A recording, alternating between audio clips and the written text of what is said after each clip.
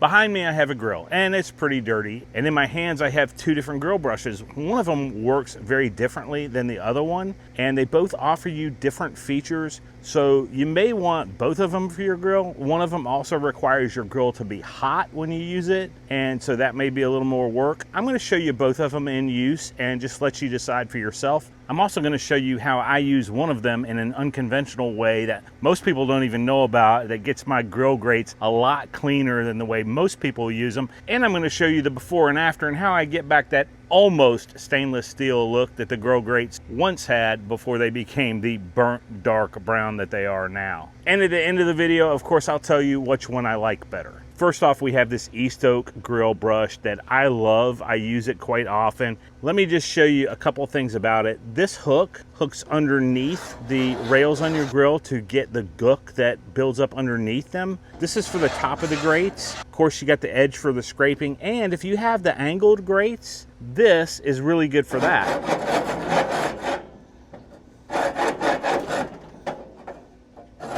This is the main cleaning portion though, and this brush is very high quality. However, I did a previous video on this which I raved about the quality, and then after I did that video, I'll show you here, this little split happened. Now, I'm still using the brush, it still works, but just know that this portion is very solid, like very heavy, like solid aluminum. That's not hollow, that's solid. Like it's a heavy, heavy brush, very good quality.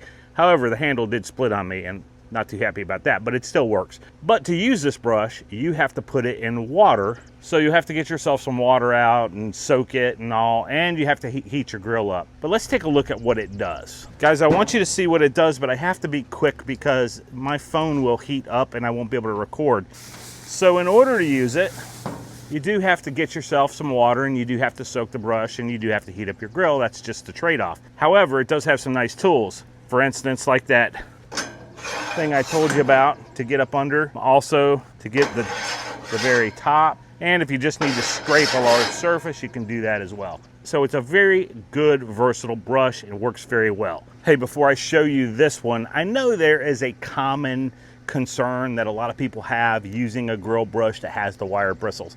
Look, I get it, but I've been grilling for like 40 years or close to it until I found this brush about a year, maybe a little bit more ago. I've been using brushes that have wire bristles for the entire 40 years I've been grilling, and I've never ever experienced a wire bristle in or around my food. I've never seen one come loose and get in anybody's food. I've been to plenty of barbecues, obviously. Not only have I not experienced it at my house, I've never experienced it at anybody else's house either. So, well, I know it's a concern. I've never seen it happen, and I'm not concerned about it at all because this thing works. Next, we have this cordless grill brush by Dag. As you can see, it has a built-in light there, which is super convenient if you're cleaning your grill at nighttime or dusk. And it has this to rest it on, and it also keeps that with the rollers from kicking back gook onto you when you're cleaning your grill. Now, I will say one of the advantages of using this one is you don't have to prep your grill in any way. It can be hot or cold, it doesn't really matter. In fact, I kind of prefer it to be cold so my hands don't get hot while I'm using it. So all you do is turn it on.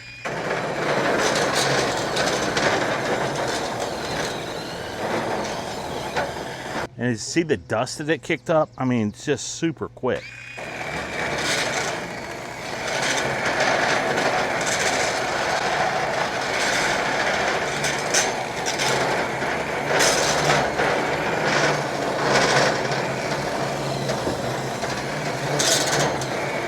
And like I said, it prevents dust and debris because of this shield. Hey, really quickly, I do want to show you a little trick here because most people will clean their grills in this direction, and that's fine. That's the way I do it too most of the time. However, if you have a lot of buildup on your grill, your bars are dark like this, most people have just given up. They're like, okay, they're just going to be dark. I've had stainless steel when I started, and now for whatever reason, I can't get them clean. Let me show you a little something here. Let me show you how I'm going to do this here. And my grill's grates are curved. If yours are straight, this will be even easier.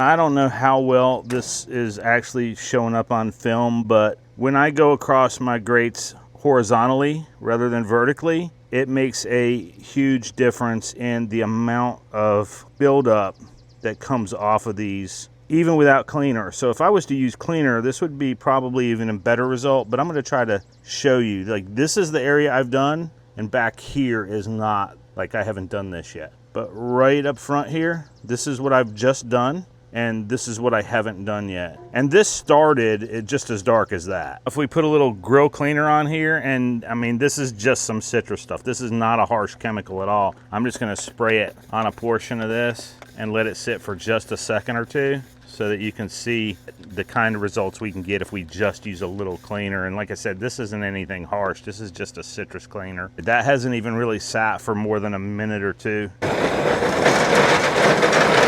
Look at the shine on the area that I just did. I'm trying to get the most honest light here for you. If I go back here, you can see, okay, so this is the area that hasn't been done other than with just a brush. Now that is just light, because what I did is more up in here. And then you can see up in here where it's visibly shinier. Like, we're not at a full shine yet, but we're getting darn close with some of these. Now, if you go over here, you can notice, again, it's getting darker. This is where I haven't really done quite as much, or at least not with the cleaner. But when you use that cleaner and the combination with that brush, pretty darn good result. So advantages and disadvantages. Well, let's start with this one. The advantage to this is that if you have a griddle, this will offer you probably a superior clean on a griddle. On a grill, it offers you these little nice areas here that will get to the grates even without flipping the grate. So no matter what type of grate you have, this will work. Now, that's pretty much where the advantages end with this one. The other advantage is that if you are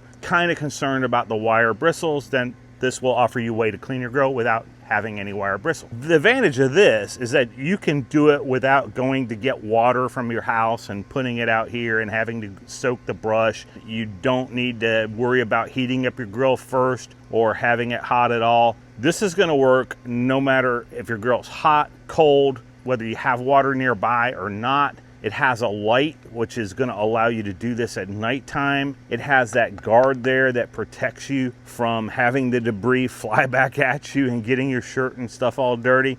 I just really like this for grills especially. One of the disadvantages though is to get underneath the grates on the grill, you do have to flip it. However, most people aren't going to do that anyway. And to be honest, the rotating motion of this does vibrate your grill grates enough to where it's not really a concern. Most of the debris comes off the underside of the grates as well without flipping it, but you can flip your grates. It's not a big deal. This is a great grill brush. I would recommend this for the grill, and I'd recommend this for the griddle. Hope that helps you out. I'll link both of these in the video description.